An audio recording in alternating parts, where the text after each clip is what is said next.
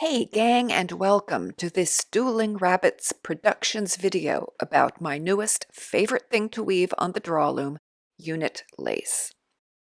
There are many names for this structure. Weavers in the United States often call it lace Bronson after the authors J and R Bronson, or Atwater Bronson after Mary Atwater. I first wove it on a single harness loom at Vevstuga Weaving School, where it was called by its Swedish name, Myggtjäll. Whatever we choose to call it, the structure is easily identifiable by its simple floats and plain weave. In between the groups of floats are little window panes that give the structure its distinctive lacy appearance. It's a beautiful weave, and on the Drawloom, we have at our disposal infinite design possibilities using the simplest of tie-ups and a ridiculously easy-to-remember treadling sequence. It's awesome. Let's take a closer look. Here's a drawdown for it as typically woven on a single harness loom. This is the side of the cloth that usually faces up when we are weaving. The structure requires just one warp and one weft.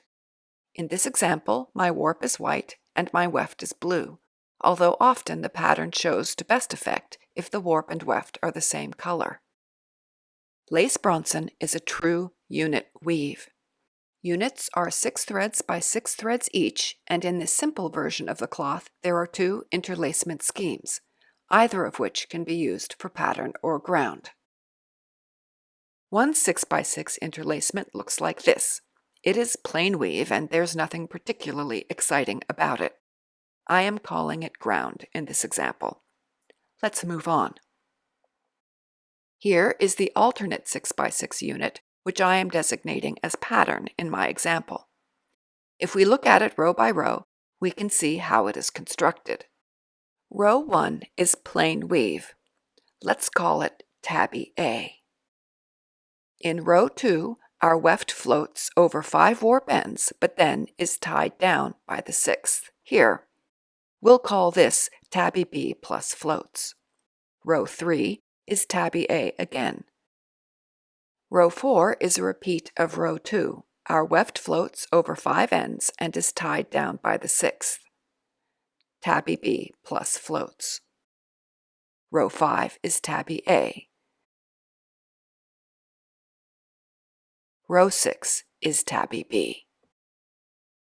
A lacy window appears between units when they are adjacent to one another. These areas are where the 6th warp and weft threads interlace, separating themselves somewhat from their associated units. It's a little hard to visualize from the drawdown. You can see it more clearly on the cloth after it has been wet finished. If we flip our cloth over, we can see that on the reverse side, our floats are following the same scheme, but in the warp-wise direction. Rows 1, 3, and 5 are tabby A. In rows 2 and 4, tabby B is interrupted with floats, and row 6 is tabby B. This will have important implications when we adapt this structure for our Drawloom later on. On a single harness loom, lace Bronson is extremely efficient. We need just 2 shafts and treadles for tabby, and 1 additional shaft and treadle for each pattern block. So for one pattern unit, we need 3 shafts. Alternate warp ends 1, 3, and 5 are threaded onto the shaft at the front of the loom. By lifting this shaft only, we get tabby A. Warp ends 2 and 4 are threaded onto their own shaft here. In rows 2 and 4, this shaft is unraised, allowing our weft to zip across, giving us our floats. Finally, the 6th end is threaded alone onto the remaining shaft here. It serves 2 purposes. In rows 2 and 4, it ties down our floats. In row 6, it is lifted together with our pattern shaft to create tabby B. On an 8-shaft loom, we can thread 6 pattern blocks. Given what we've seen, the arrangement is predictable. All our tabby A ends are threaded onto this shaft at the front of the loom. Every 6th thread is threaded onto the shaft behind it. And the 2nd and 4th ends for each pattern block are threaded onto their associated pattern shaft. The treadling for pattern is always the same. Tabby A, tabby B with floats, tabby A, tabby B with floats, tabby A, tabby B. Here it is for a different block. Tabby A, tabby B with floats, tabby A, tabby B with floats, tabby A, tabby B. The repetition of this sequence is going to prove crucial later on. When we weave lace pattern units singly like this, with no others adjacent, we do not get our window panes, because the deformation caused by our floats does not occur. Units placed singly on the plain weave ground give us spots only, or rows and columns like this. It is an important consideration to take on board at design time, particularly on the Drawloom, where freedom of choice can often lead us to design with single units scattered throughout. So how do we adapt lace Bronson for the Drawloom? I admit it wasn't obvious to me until I had an aha moment courtesy of Dora Mae Keesby. By weaving our cloth the other side up, so we have warp floats rather than weft floats on the side facing us, and by thinking of the structure as a six-shaft weave, we can take advantage of our two harnesses' unique mechanics for a simple, elegant tie-up that is, quite frankly, a little bit of genius. Here's the setup. 6 ground shafts in a straight threading. These shafts operate with a rising shed in accordance with the treadle tie-ups to the lower lambs. Behind the ground shafts are my pattern shafts, arrayed with leashes, each containing 1 repeat of the ground shaft threading, that is, 6 warp ends each. When raised, these units are woven with a sinking shed, acting in accordance with the tie-ups to the upper lambs.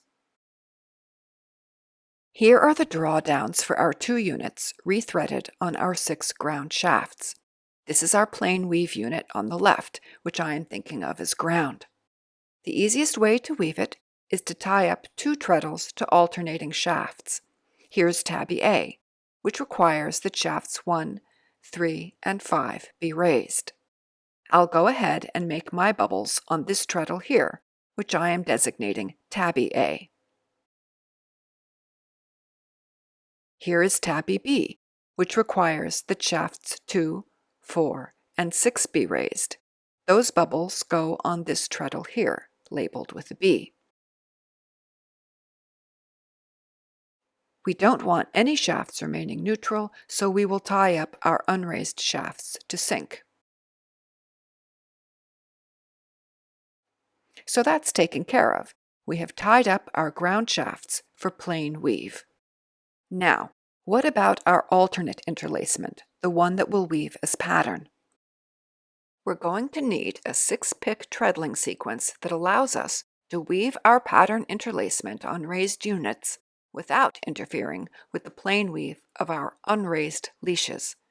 Let's compare our units row by row to figure this out. In our first row here at the bottom, our interlacement is the same whether we're weaving pattern or ground. It's tabby A. Treadle A is configured for tabby A, so it will work for both ground and pattern. I'll mark that on our 6-pick treadling diagram. Tabby A is also required for the 3rd and 5th pick of both units. I'll mark treadle A in for those rows too. Row 6 is tabby B for both our units. That's this treadle here, marked with a B. I'll mark that in our 6th pick on our treadling diagram. That just leaves rows 2 and 4. These are the only rows where our 2 units differ. Tabby B in our ground unit, and floats with the single tie down in our pattern unit. Now our Drawloom really comes into its own. By exploiting its unique shedding mechanism, we can meet the interlacement requirements of both units in one easy step. With our 2 harnesses working together, we just need to tie up 1 more treadle. To start with, rows 2 and 4 of our plain weave ground need to be tied up for tabby B. The rising shed on our ground shafts requires that shafts 6, 4, and 2 be lifted.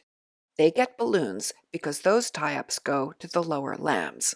In our pattern unit, sitting in its raised position at the top of a sinking shed, only 1 thread needs to be lowered. the one on shaft 1 here. It gets an X, and that takes care of rows 2 and 4 in both our units. I'll mark my treadling scheme thusly. What could be cooler than that? We can see our tie-up reflected in the black and white beads on our lambs. Tabby A is on the far right from our perspective inside the loom, and Tabby B is on the far left.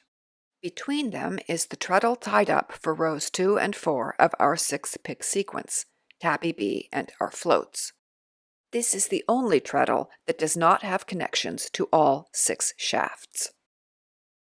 The white beads are the same as those on our Tabby B treadle, since rows 2 and 4 of both our ground and pattern units require that shafts 2, 4, and 6 be raised.